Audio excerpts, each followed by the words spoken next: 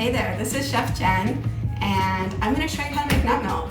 It's one of the easiest, simplest things you can do to get sprouted foods into your body without all that fiber that slows down your gut.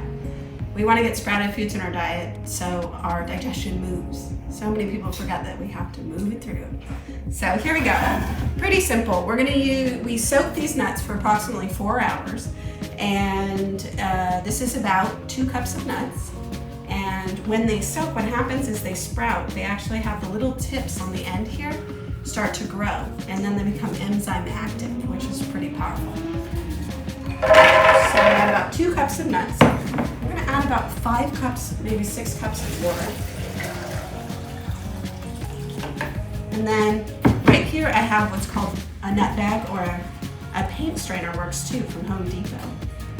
And this is where we're going to squeeze the liquid once we finish with the blend. So we're going to blend it on high until the skins disappear for about, 90 seconds.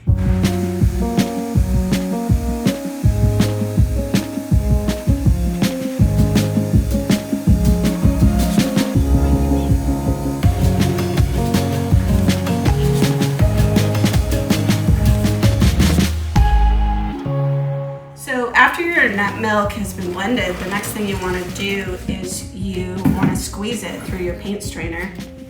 And this is kind of a sensual act. It's fun, you know. Here's the technique though. You're going to push down and kind of grab out all the water. And then you're going to take it with your top hand and then your bottom hand, and you're going to twist. And then again, you're going to twist. Don't be afraid to drop drops on the counter. You can always wipe them up. That's the fun part of it. But this is what makes the earthly juices smoothies so great. We actually hand press all of the milk. And that's our technique. Like, you just pull it down, grab the top, and then twist to the bottom. There you go.